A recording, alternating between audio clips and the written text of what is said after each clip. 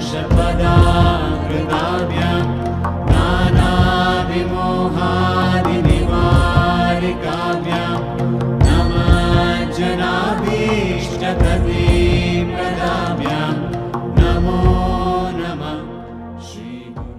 The same problem every human being faces: stress, strain. Why?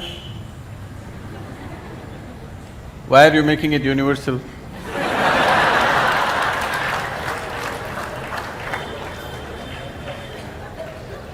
You are assuming that. Okay, you are stressed and strained and what?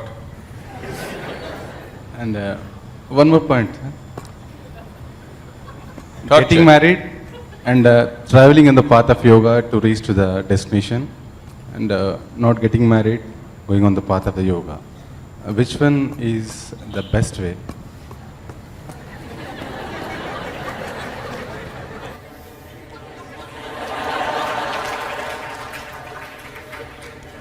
So he has named his wife and children as stress, strain, torture.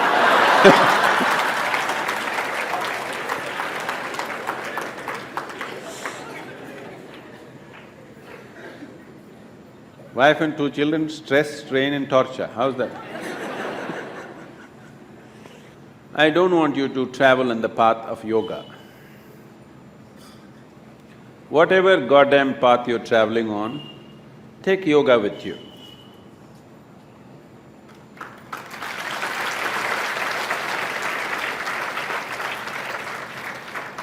It will make the path easy and beautiful. Whether you go north or south, if it is dark, you take a torch, isn't it? Only northward people take torch, southern people take darkness with you. Is there such a thing? No. So, you getting married is because of your needs. You were not born with your wife, were you? You were born like this, a complete human being. Because you have certain needs, physical, psychological, emotional, maybe financial, social, that also is there, right? So, various needs. Marriage is generally supposed to be a package which deals with all these needs. Physical needs, psychological needs, emotional needs, social needs, sometimes financial needs also.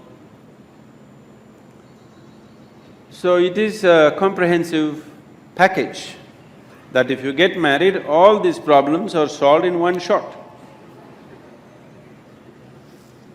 Sometimes they may refuse to fulfill some of your needs. So you get stressed, strained and tortured. I want you to understand, you married for your well-being, not as some sacrifice for somebody's sake. You married for your needs and your well-being, isn't it? You better remember that all your life. You married and tied up the other person with you because you have needs. You did not do it for the other person's sake.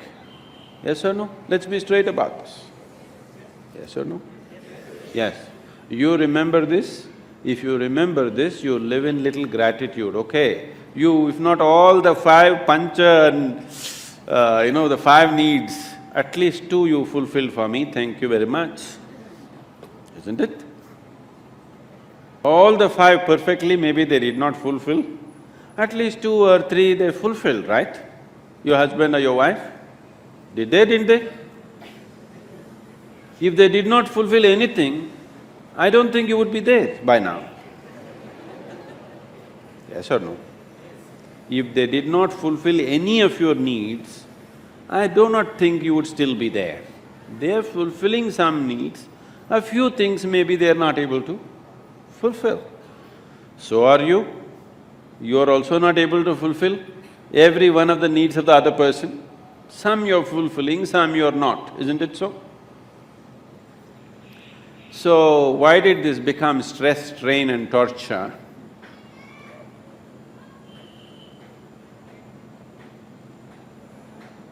whichever way you have made it, till now, it doesn't matter.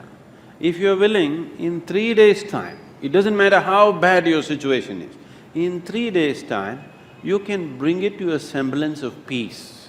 If not love, if not ecstasy, at least you can bring it to a peaceful state in 3 days' time if you are willing, 100%. Yes or no? At least you can shut up. Simply, whatever happens. Peace will happen. And maybe they will love it.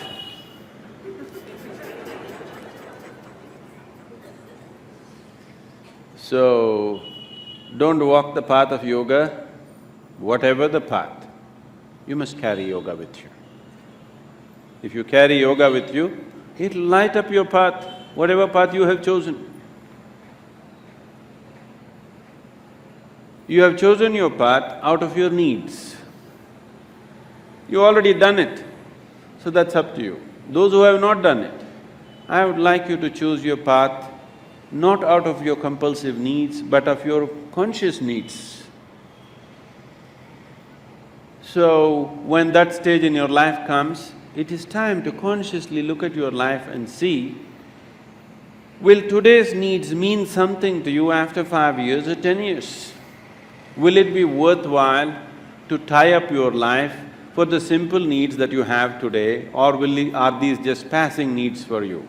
It's a very strong need, you must marry. If it is not a strong need, it's a passing need. You can work out your needs probably by just going to a cinema, then no need to get married, you know. Yes, many people are like this, their needs are not very strong, it's just passing. But social structure tells them you have to. Not necessary. It must be a conscious choice. Whichever way you go, it must be your conscious choice, not compulsive choices. Because if you choose compulsively, you will always take it out on the people around you. Because you feel like a slave and you don't like it, so you take it out on them and they will take it out on you. So, it is not about what you're doing, it is about how you do it. What you're doing is according to our requirements, but how you do it will determine the nature of your life. Is it an advantage to walk single rather than walk with people? Yes, if you want to walk rapidly. In Africa there is a saying, they say, if you want to walk quick, walk alone. If you want to walk long, walk in company. If you're making a long distance journey, it's better to have company. If you are walking a short distance and very quick you want to walk, it's best to go alone, isn't it? Gautama said another thing. When somebody asked him the same question, he said, "It is better to walk alone than to walk with a fool." Because by looking at you, he is very clear, who else will marry you?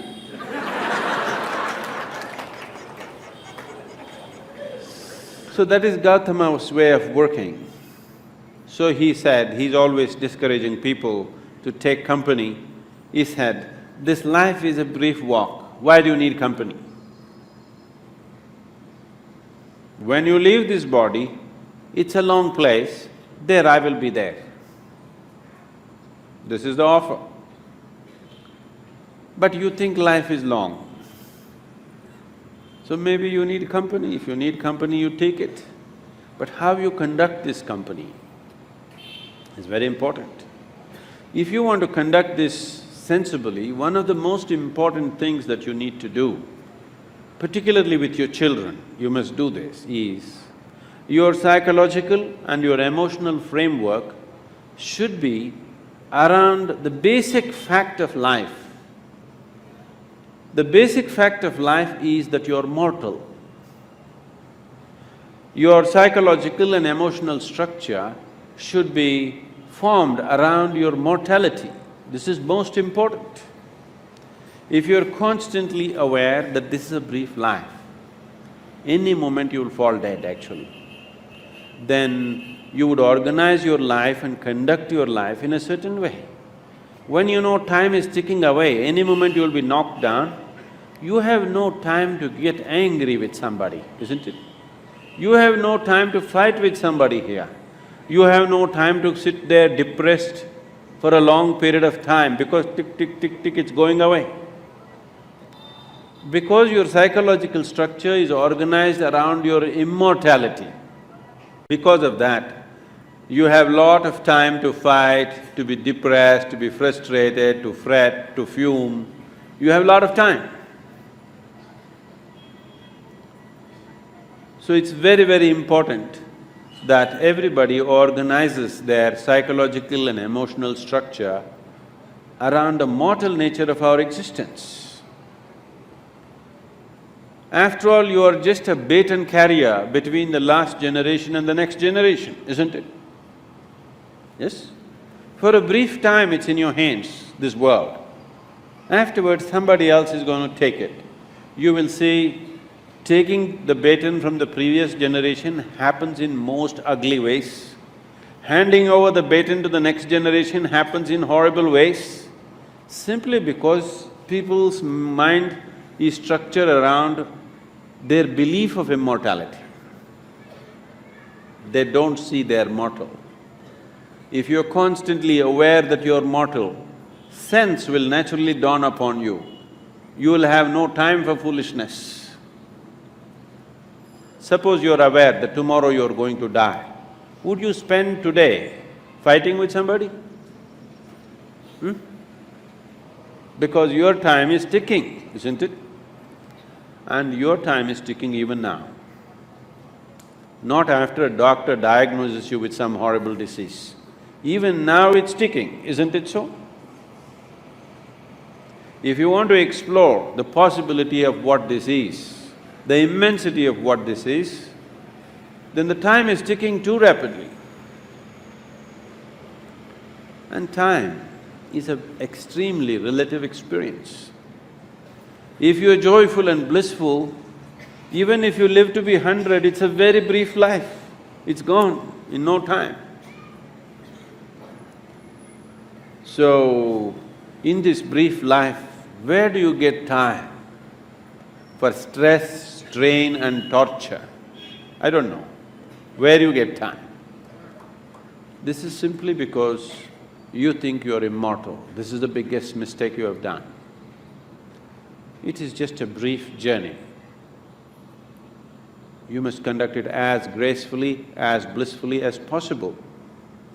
If you do not know the cosmos, at least you must know this piece of life before you fall dead. That must happen to everybody. Brahmananda Swarupa Isha Jagatisha Akhilananda Swarupa Isha Brahmananda Swarupa Isha